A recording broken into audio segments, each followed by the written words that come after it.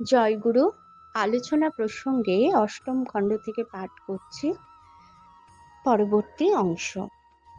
কেষ্টদা, আমাদের খেয়াল থাকে না যে কোনটা মুখ্য এবং কোনটা গৌণ কর্ম।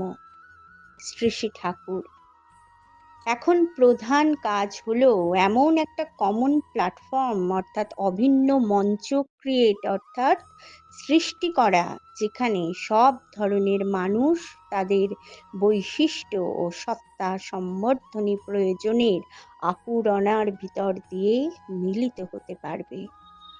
আমাদের ইনিশিয়েশনটা অর্থাৎ দীক্ষাটা এমন জিনিস যে কাউকে ভালো কিছুই ত্যাগ করতে হয় না।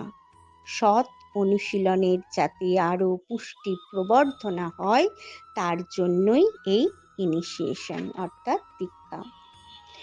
এর ভিতর দিয়ে সংহতি, শক্তি, পারস্পরিকতা ও অমঙ্গল নিরোধী পরাক্রম ও প্রস্তুতি যে কি পরিমাণে বেড়ে যেতে পারে, তা যত করবেন তত ঠিক পাবেন।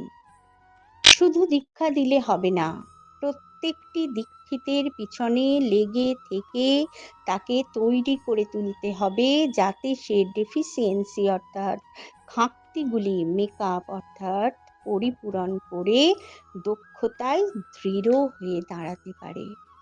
ক্রমাগত পজিটিভ পুশ অর্থাৎ বাস্তব ধাক্কা দিতে থাকুন। পড়া কম, কথার বহর বেশি, তাতে কিন্তু মানুষ ঢিলে হয়ে পড়ে। জয় গুরু।